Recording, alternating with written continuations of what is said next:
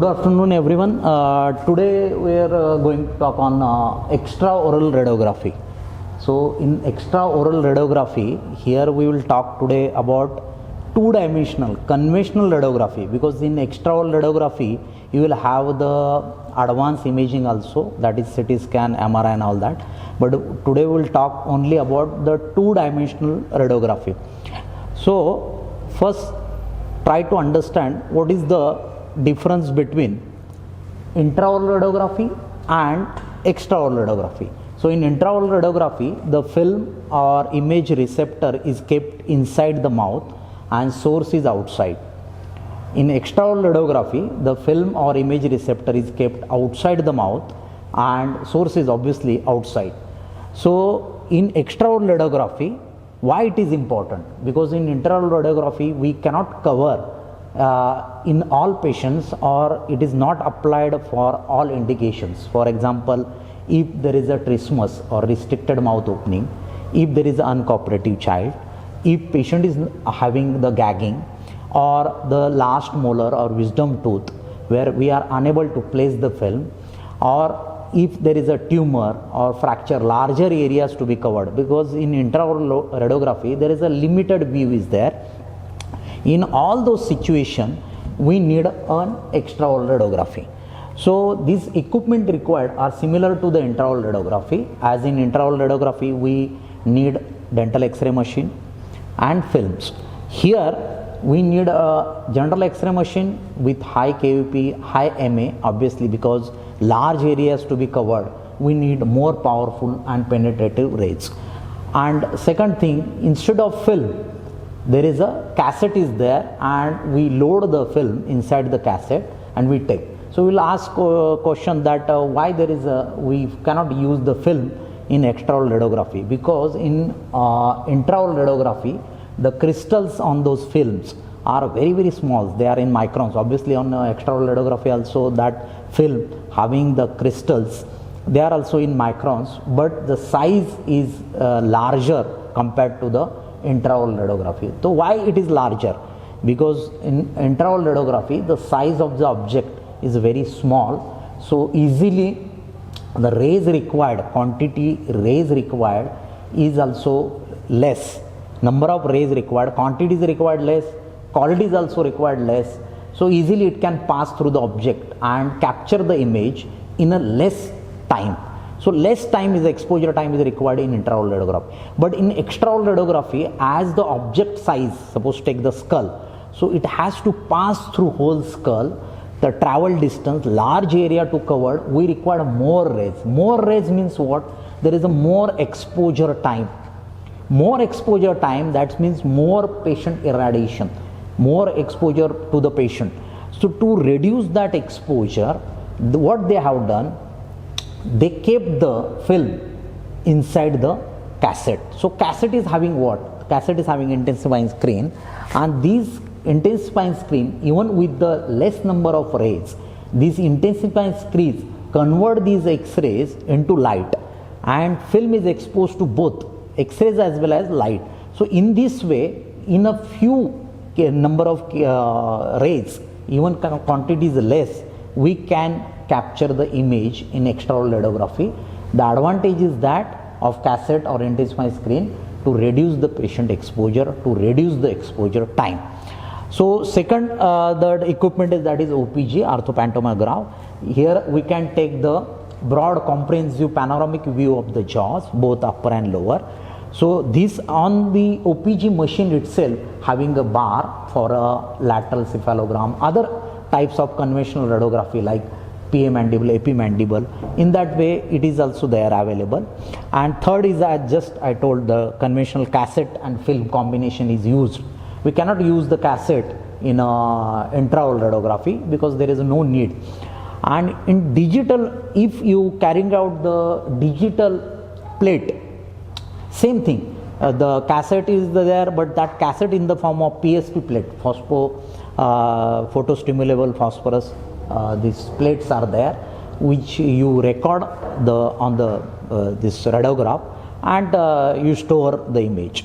Either directly that CMOS is there, plate and you can record directly on the computer.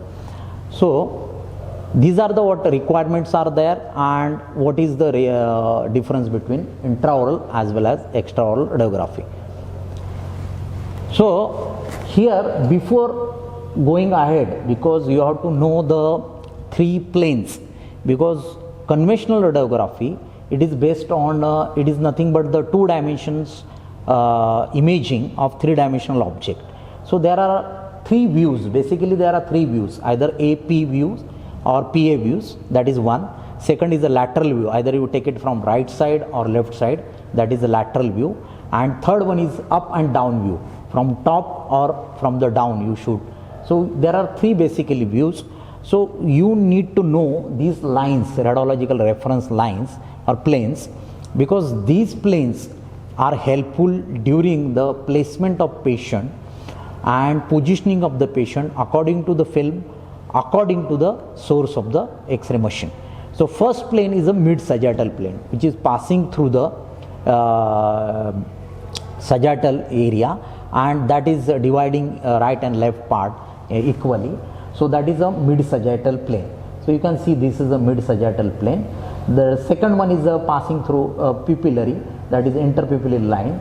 Third one is a CML, that is canthomyatal line, outer canthus of eye to the external auditory meatus. And fourth one is a Frankfurt horizontal plane at lower border of the this orbit to the center of the external auditory meatus, orbitative porion. So these lines, for example, if you are taking the PA view or PA view, they are mid-sagittal plane, because patient is standing exactly in front of the cassette. So mid-sagittal plane is perpendicular to the cassette, and your interpupillary line, which is parallel to the cassette. In this way, if you are going for a lateral view, so there is a cassette and the mid-sagittal plane, they are parallel to each other. So these lines helps you to arrange the patient according to the which radiographic technique you are going to shoot. Then first radiograph, which is lateral oblique radiograph. Here, why it is used? So one word is you understood. Lateral means what? From lateral side we are taking. So this view is used to study the half jaw, part of a jaw on only one side. So in these conditions, like patient having trismus, patient unable to cooperate with the intraoral films, or child patient, uncooperative child, specially abled patient, or to detect fracture or those area or pathology not covered on the dental radiography. So in case of cyst, tumors or impacted supernumerary teeth, here we can take this half jaw or part of jaw can be visible.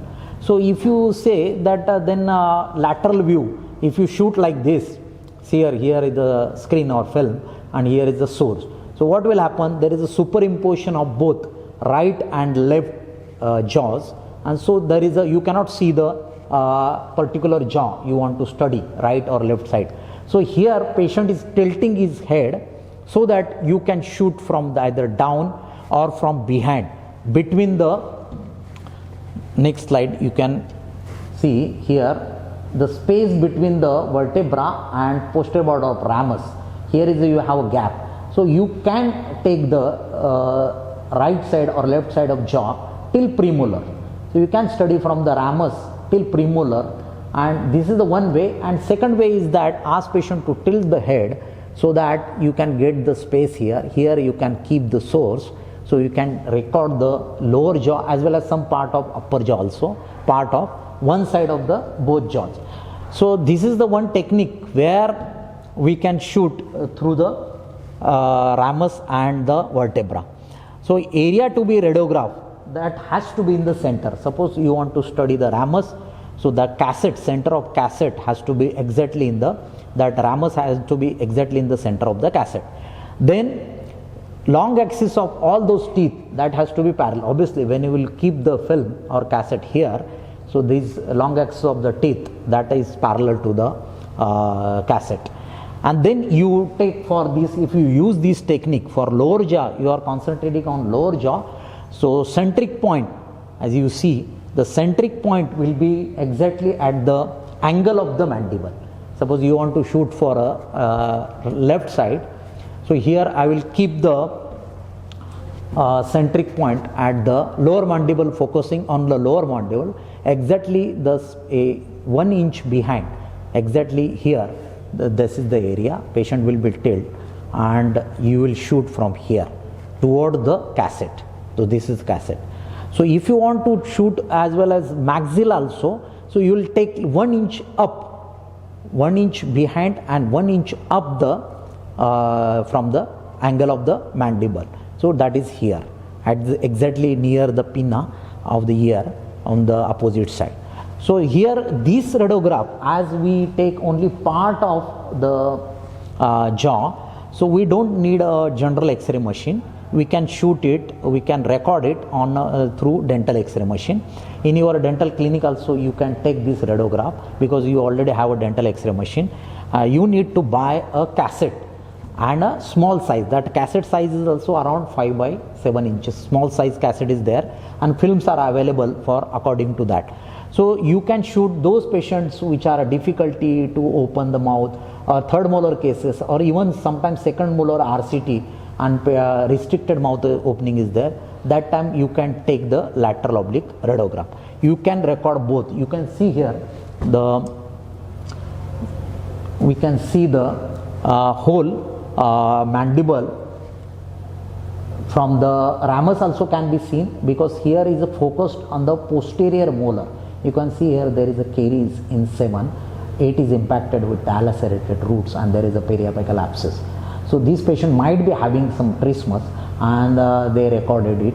And here also you can see that there is a caries, and because inaccessible this area for cleansing, and there is a caries, and the third molar is still much little superior to the occlusal plane. So we can see till premolar we can cover. So according to area you can focus. Here molar is more focused compared to the ramus as well as premolar. So you can take the till premolar. Sometimes if you tilt the head, patient tilt the head to the central incisor, and if you shoot between ramus and vertebra, you can record. If he is turning his head heavily, you can record the incisors also. So there is a much problem can be solved. But in incisor, even a restricted mouth opening, you can use the IUP film, dental radiography, and keep it here like a biscuit, and you shoot from like occlusal view from the tip of the nose as well as here chin. So you can, anterior part can be covered, but posterior is very difficult because of broad object. So for posterior you can go for a lateral oblique radiograph. Okay, thank you.